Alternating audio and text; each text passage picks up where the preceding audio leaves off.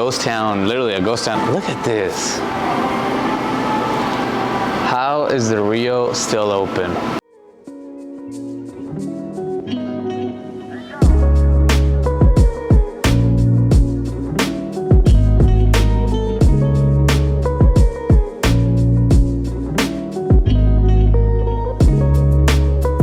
What is up, beautiful people? George here with Vegas Must Try, back at it once again with another video. And today we're here at the Rio Hotel and Casino, which is half a mile away from the Strip. This place used to be the spot to be at a couple of years back. So right now we're gonna review the hotel, casino, the restaurants in there, and see if this place is right for you on the next time you visit Vegas. So let's get to it.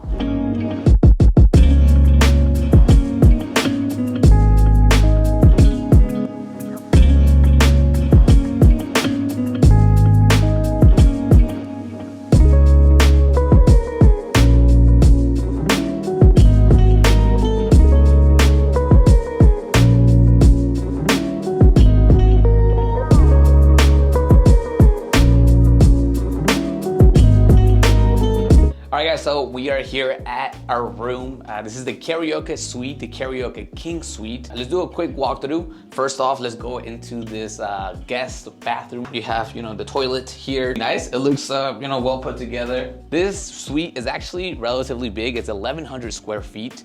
And the first thing you notice, obviously, when you walk in is the living room / dining area. So let's start off here to the left. You have a sink, which is, tiny, is a little bit small, a little bit kind of randomly here. And then right in here, we have the fridge that is a little bit loud, but they do have a fridge and it's ice cold in here. All right, so right over here, you have nothing. You do have some like wires hanging in there or whatever. Then, all right, moving on a little bit, here to the right, we have a desk, like a working area with a lamp. Pretty standard as well, a lot of the rooms have it. Here to the left, not a whole lot of rooms have it. That is the dining room area. When you eat something here, you wanna, you have a space. You don't just have to eat on your bed, for example. I think this is cool. This is a cool little area, but it's, it's like not the nicest piece of furniture. Now the next thing that you notice when you walk in, obviously the biggest thing is the floor to ceiling windows. Look, check this out. So often in this channel, we go to different hotel rooms, and then since we booked relatively cheap ones, we see that the view kind of sucks. And this room was actually kind of cheap, and the view is pretty freaking spectacular. You see the north end of the Strip, you see a little bit of North Las Vegas. Right immediately underneath, it's not super fancy, but the fact that it illuminates the whole room the way it does, I actually really like this. Actual living room set is like a little old, this velvet feeling. The living room, I like the way it's set up. I just don't like the pieces of furniture. As far as the media here, this TV is a little old. You can get on-demand Rio stuff, but they definitely need a new TV in here. So now let's go into the bedroom. So as you can see here, very spacious. So this is the Carioca King Suite. There's another variation of the Carioca, which is the Carioca 2 Queen, in which you would get 2 of the queen beds, but no bathtub. And the bathtub is probably gonna be the highlight of what this room has to offer. As you can see, it's very spacious. And look at this. I mean, this can fit 2 people relatively comfortably. It's clean. From what I can see, there's like nothing going on with it. I'm not a bath person. I don't like bathing in my own stew, but some of you like it, and that might be a cool feature. Bed, cool, I guess. It's a bed, it's nothing too fancy. The housekeeper did a good job at putting in, like, tucking and everything, so it looked on point when we first walked in. Now let's go into the restroom. This is actually pretty freaking cool. Just like the rest of the room, the rest of the suite is very spacious, starting with the shower, look. And as you can see, it's pretty big.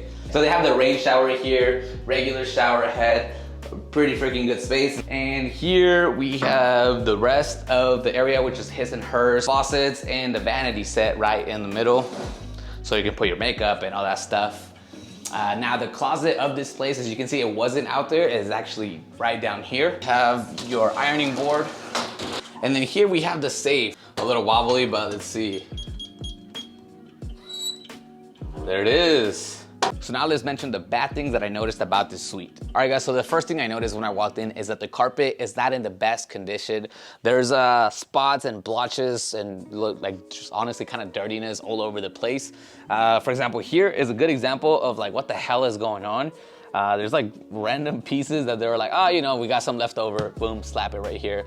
When we first walked in, the room was like pitch black, and we tried turning on some switches, which one, they are in pretty weird places, and two, they don't do much. We actually had to walk to those individual lamps and turn those on. This switch just does the entrance, but everything else was like pitch black. That's not ideal. When you walk into the room, the switch should be right by the front, and you should be able to illuminate the room. Now, something kind of weird is the freaking wiring here. Like, what is this just hanging there? I don't like, that just looks terrible. I don't know what it connects to. I don't know what was going on here. All right, so another thing is that the furniture here is relatively outdated, but the issue is also that there's a lot of wear and tear. It is a little bit dirty as well. There's like some breadcrumbs here. And then, for example, like right on this side, it looks like, I would imagine like an ashtray burnt here or something. The furniture here could use some work. Now, continuing with the further talk, when I was first exploring the room, I was like, oh, I wonder what's in here. And then I was like, oh, what the hell's going on? And I noticed they use Velcro for this. The inside of this place is absolutely dirty and dusty. There's nothing in here, so don't look for anything. All right, guys, so now let's talk about pricing. We ended up paying around $61 for the room, and that was with the $6.80 discount for being a Caesars member. Anyone can become a Caesars member, so before you book at the Rio or any other Caesars property, become a Caesars member. Sometimes they give you a little bit more of a discount. Now, it was a $61 plus the resort fees, which are $39. Pretty freaking high, to be honest, but it's still a relatively good price for the suite that you're getting. We got here at 11 a.m. thinking we could ask for an early check-in, and we did, and the nice lady at the front told us that she could definitely do it. It was just gonna be $50. $50? That's kind of a lot. But anyway, we did it because we didn't feel like waiting until 4 p.m. even though the rooms were ready. They weren't gonna rush a housekeeper to clean a room or anything like that. It is a budget-friendly place, so they wanna make their money somehow, right? Now, one more thing, I did ask for a room upgrade, and she told me the same thing. The next room available was a 1,600 square feet king suite room, and that would have been an extra $50. But if I had booked that suite before coming here, that would have been an extra $30 on my rate. So no, an extra $50 is not gonna do it, so we decided to stay with this one. All right, guys, so now let's talk about the positives. One of them is the amount of money that it costs to book one of these suites. It is pretty affordable. You're paying off-strip prices while at the same time being relatively close to the action. It brings me to my next step, which is the location. Even though it is off-strip, it is about a 5 to 10 minute Uber ride. You can actually walk to the strip from here. It does have a lot of entertainment of itself, but you can actually walk to the strip, and it is not extremely far. They have comedy shows, they have Penn and Teller, for example. They have an actual, like the WOW show. Another thing that I wanna point out is both the size of the room. It does come with those, all the amenities that you would need, and it also comes with a bathtub. I'm sure a lot of you would appreciate that. I'm not a huge fan of baths, but this is a feature that you can't really find at other places as readily available. So with that being said, now let's go check out the casino floor and let's see what the Rio has to offer. Let's go. All right, guys, so something super weird about this place is that they actually have a 13th floor, which is where we're at right now. Most casinos usually go like 11, 12, 14, 15, 16 because they think 13 is bad luck, but the Rio don't play like that. 6 a.m. in the morning every day. 6 a.m. and you guys close at 2? Yes. I gotcha, thank you. Starbucks is closed. Now this is the Korean barbecue joint. They're also closed. Let's go find a place that's actually open. All right, and this is one of the casualties of COVID. The Carnival Buffet, as some of you may know, has never reopened and probably won't. This place has been vacant for years now, maybe 2 years. The dim sum place, the Chinese restaurant right next door, is actually open. So we might put that on our maybe list. I was actually kind of looking forward to this. Guy Fieri's, the Burro Borracho, is also closed. I don't know what time they open or if they do open. I mean, it's lunchtime. It's like about to be 3 p.m. They haven't opened? Oh, really? So they're closed? Yeah. No way. It looked like they just haven't opened for the day, but it looks like they're just like closed for good. So that just adds to the list of like places that are not open here. I did see that they have a fitness room. Right. So this is still open at least.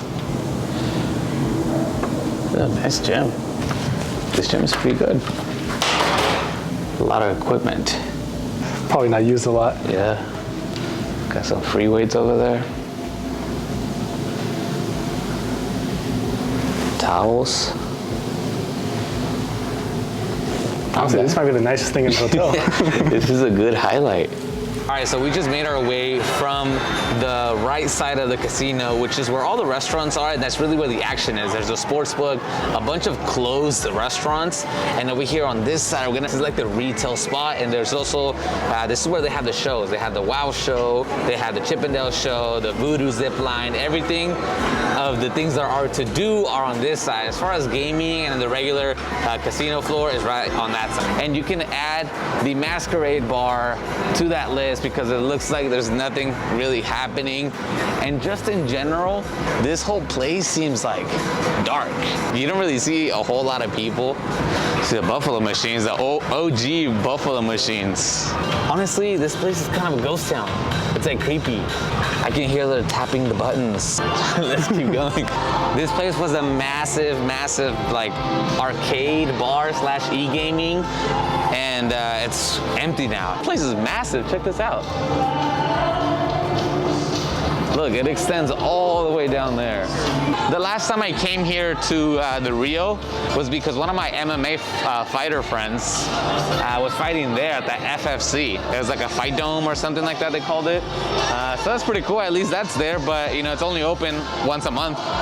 So we're now on the other section of the casino, and this is where like you can find most of the retail shops. There's a couple restaurants here and there, but there's more of like the stuff to do, like the attractions. There's the KIZZ mini golf right down here. Upstairs you have the Chippendale show for all you ladies or gentlemen that want to go to the Chippendale show. Aside from that, look, it's a little depressing. There's not a whole lot of people here. Right down there is very quiet. Like you can hear like people tapping on the slot machines, and just in general, it's dark. The essence that the Rio had, even like 5-6 years ago, it's kind of like it's tarnished. I don't even know how this place is staying alive.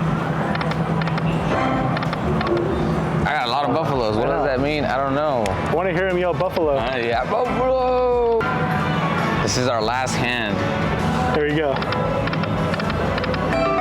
Okay. Oh, we got something. What's going on? That's the same thing.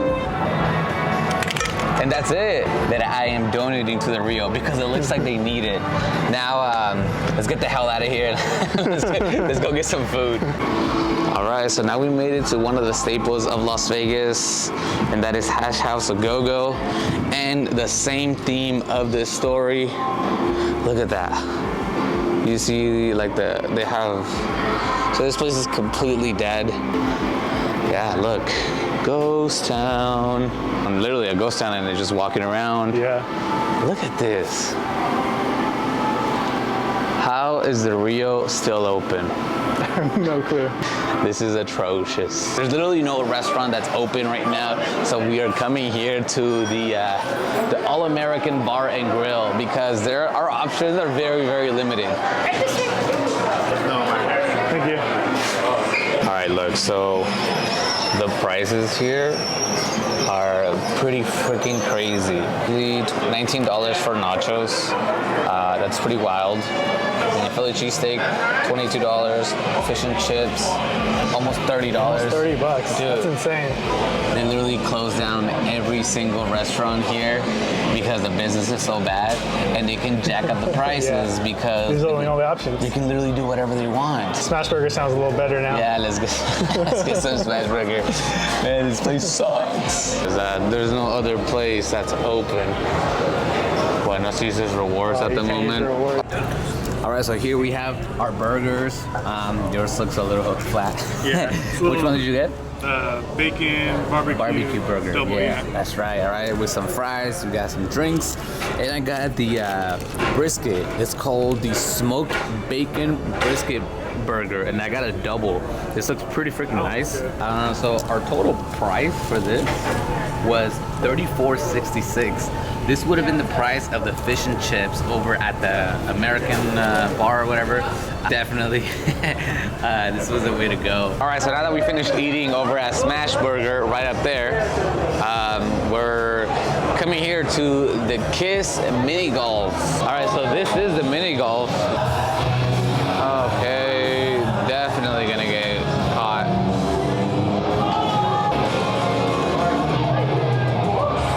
All right, so we're gonna do this Walking Dead. Let's go. Oh, that's you.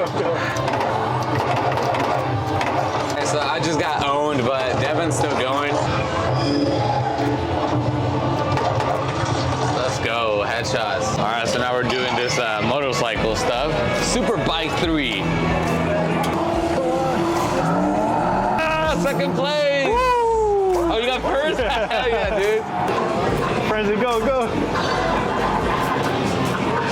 I'm gonna try to go for the top corner. Let's go, money.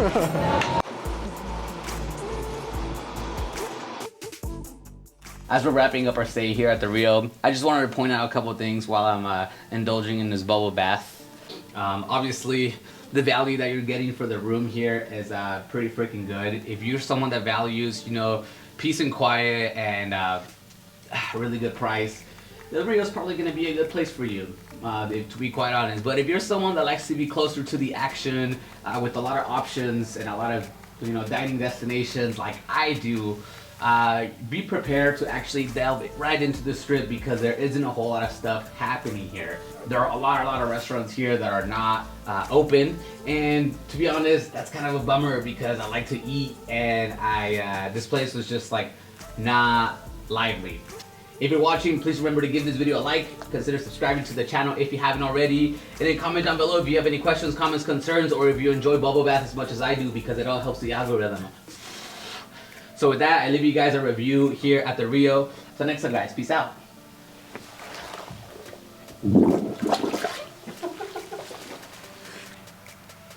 Now what?